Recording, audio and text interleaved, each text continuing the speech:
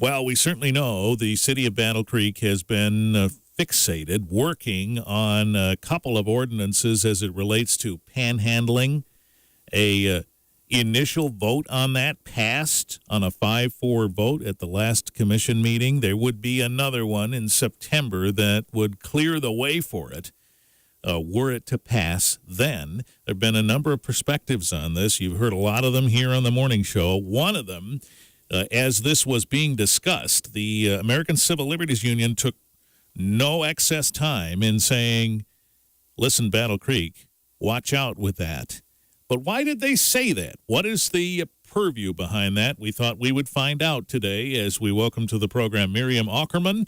She is the staff attorney for the ACLU in West Michigan, and we have a few minutes with her today. Miriam, good morning to you. Good morning. Thank you for the time today. Let's start generally here. ACLU doesn't like these kinds of ordinances. Why? Well, let's step back. There's two separate ordinances, and they present two separate types of problems. Okay. One is a loitering ordinance, and one is an ordinance that restricts asking for help or asking for charity. And I thought the loitering ordinance, that's gotten a lot less attention, so I just want to mention that briefly. What that does is it says you can't remain in a location for a period of time that a reasonable person would think is excessive in relation to that location. And that's really, who knows what that means. I think our main concern with that is that it's really unclear how long you can be in a particular place before you're committing an offense. So to give you an example, if you go to a store and you buy something, you're there for the reason that the store exists, to buy something. But then if you step outside and you run into your friend in the parking lot and you're talking to that person, how long can you still talk to that person before you're committing an offense that the police would come and get you for? So we're talking about vagueness here. That's right. That ordinance is very vague because people don't know what is the primary purpose of a location. You and the police might disagree about what the purpose is. Is the purpose of the parking lot outside the grocery store where you're chatting with your friend, is that just to park, or can you be there for a little bit longer if you run into somebody? How would you know how long is too long? And this is not just a hypothetical. We're seeing, I'm representing somebody in the city of Grand Rapids who was talking to a friend for 3 minutes outside of a store and then got arrested for that. So this is not a hypothetical situation. That's amazing. So this person was actually arrested because they were, quote, loitering, but were they doing anything else that was breaking the law? No, I mean, that's a slightly different ordinance. It's not framed as a loitering ordinance, but it's framed in the same way around, are you there with the primary purpose of being there for, what the business is there for? And that person had gone in, bought a soda, ran into her friend, was talking to that friend for 3 minutes. The police said, you got to move on. He said, I'm just talking to my friend here, and he got arrested and taken in. And so that's where we're really concerned about loitering. If a business doesn't want somebody there, they can ask them to leave. They can put up no trespassing signs. They can tell people that they're when they're not wanted. But to leave it up to the police to decide, is somebody appropriately in a place or not, really creates problems, and it creates a real danger also of racial profiling. So we're very concerned about the loitering ordinance. All right. Now, what about the panhandling part? Are there snags there, too? Right. So panhandling, it's not a crime to be poor. It's not a crime to ask for help. This ordinance really targets the most vulnerable people in the community. And punishing people simply because they're asking for spare change doesn't help the poor or prevent poverty. We can punish people for what they do, but we can't punish people for what they say. So that's one of the concerns. The other concern with these types of ordinances is that because you have to treat all requests for charity the same way, an ordinance like this criminalizes a lot of speech that we don't think of as panhandling. So if I go out in the evening and I discover I don't have change for the meter, or maybe I forgot my cell phone and I want to borrow your cell phone, under the ordinance, I couldn't ask you for change or borrow your cell phone without first getting a permit to do that, right?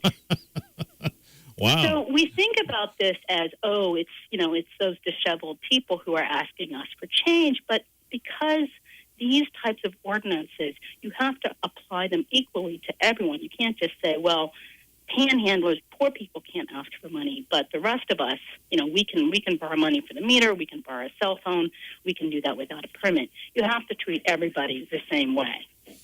And we talked with the city attorney in Battle Creek, and her notion is that what they've crafted here would stand up to legal scrutiny, and pointed to some of the similar ordinances on the books in suburban Grand Rapids as precedent to that. You're saying apples and bowling balls here.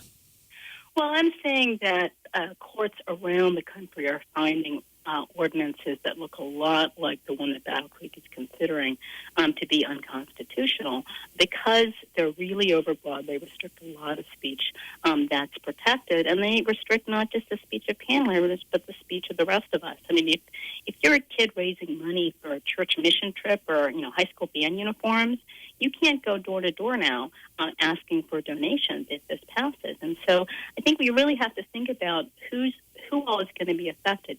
We're very concerned about the impact on vulnerable, poor people. But even if you don't care about that, the First Amendment protects everybody, and we should be looking at everybody's speech here as well. Mm-hmm. So this is not just a law about panhandling. It's a law about asking for money, and that applies, if you're somebody asking for donations for the Republican Party or the new cancer wing at the hospital, it applies across the board. Mm-hmm. I understand.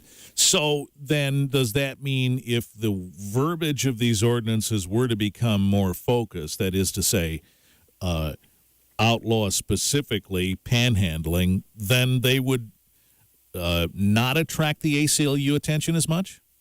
No, not at all. In fact, that would be even more unconstitutional. The case that we brought in the city of Grand Rapids, that was a law that specifically was directed at begging to find more to focus on what we sort of traditionally think of as panhandling.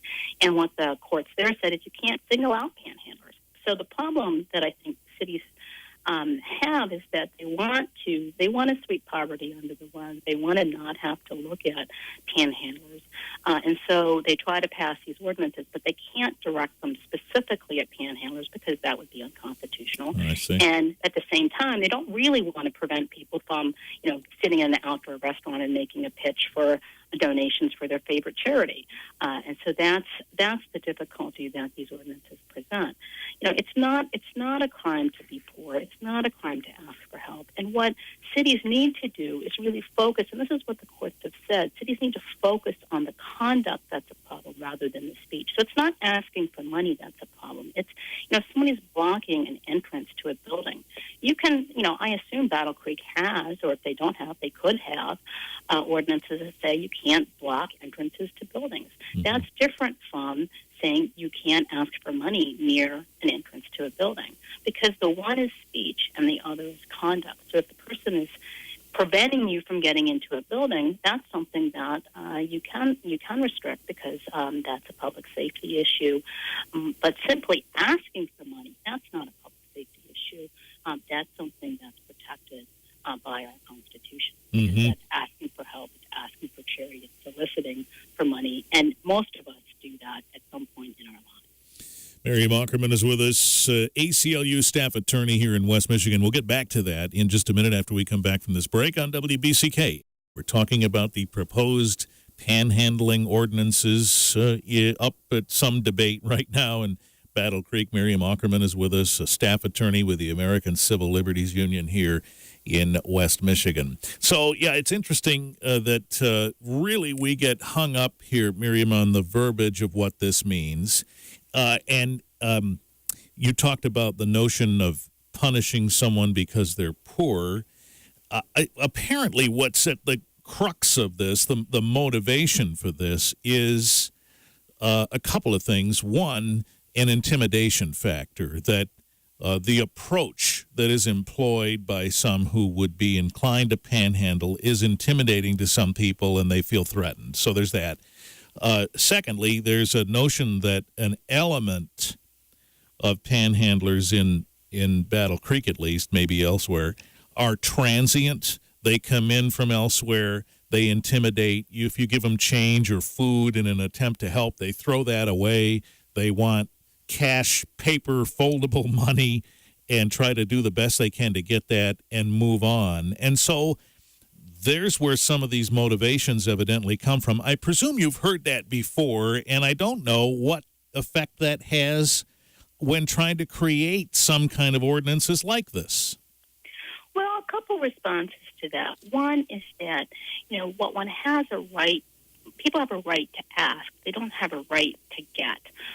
So, if somebody calls me up during dinner time from my university and solicits money, I can either pick up the phone, I can make a donation, I can not answer the phone, or I can, say, no, thank you, I'm not interested in donating, or I can donate. So it's up to people themselves whether they want to make that donation and in what form they want to make that donation. One thing that some cities have experimented with pretty successfully is sort of coupon books where people can get, you buy a coupon book and you get services, so the person can get a meal or something like that, get a haircut, get access to the locker where they can store their property, those kinds of things. So there's lots of sort of practical solutions to these issues.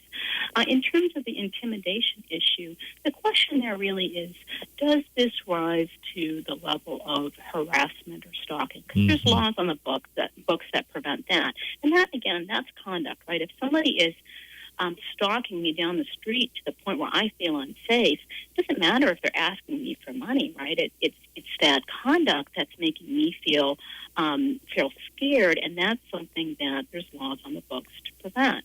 But it's when you focus on that request for help, that's when you run into constitutional problems, because there's a difference between somebody acting in a way that makes people feel really is genuinely harassing or stalking behavior, and somebody asking for help and that making us uncomfortable, right? Because it's painful to be reminded that there are people who are really poor in our society, that there are people who really need help. It makes us realize how much we have and how little other people have. But we can't just sweep the problem of poverty under the rug. Just because somebody's request for help may make us feel a little bad, right? I mean, how do we explain to our children that there are people who don't have homes, they don't have enough to eat? That does make us uncomfortable. But being uncomfortable is not the same thing as being harassed or being stalked. And so that request for help is fine. It's when it goes over into the behavior that we already criminalize as stalking, for example. That's when the law can intervene. And to give you an example, the ordinance says, well, someone can't request more than once, But if you're out asking for money for your favorite charity, and the person you're requesting says, I don't know, I'm not sure, you can, do you have to then just immediately stop under this ordinance if you were making a pitch for as a donor for the new wing at the hospital, and the donor said, well, I'm not sure, I don't think I have that much money this year to give away, you would immediately have to stop asking, right? Under this ordinance. And so again, it's not the requesting of money that we should be criminalizing. It is the conduct that is a problem. So again, like if somebody's stepping into traffic, that's something that we criminalize already. It's because that's interfering with traffic. And that's true whether you're jaywalking or whether you're asking for money. It's not the asking for money that's the problem. It's the getting in the way of traffic. And that's really what the city should be focusing on. So insofar as you have researched, Miriam, is there a legal precedent you can point to in a municipality somewhere where something like this has been passed that criminalizes the behavior but also deals with what might be a public discomfort with the interaction like we've talked about? Well, I don't think laws that deal with the public discomfort have been upheld. I mean, the courts have said you don't have a right. If you go out into public, you don't have a right to be perfectly comfortable, right? If there's a protest that is offensive to you in whatever way, I mean, regardless of whatever your party is, if the other party is having a protest, if there's people out on the street marching, whatever their cause, you don't have a right to not hear that just because you don't like what they have to say. Courts have not been very sympathetic to the idea that when we leave our homes, we get to be comfortable and never be confronted with ideas that we find distasteful. Or with information that we find distasteful. But certainly courts have looked at and upheld ordinances that prohibit stalking behavior, interfering with traffic, preventing access to buildings, those kinds of narrowly tailored things that focus on conduct rather than on speech. All right, time's running out, but let me just ask this quickly. If the city of Battle Creek passes this in September, the ACLU challenge is swift and prompt, I presume? Well, I think we certainly, if the city does move forward, we'll have to look very carefully at whatever passes. We very much hope that the city will reconsider moving forward on punishing speech and will instead focus on addressing conduct or review any gaps in those laws that do address conduct.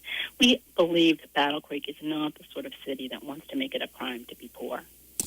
If the city calls up the ACLU and says, help us figure this out, is that doable, and does that happen?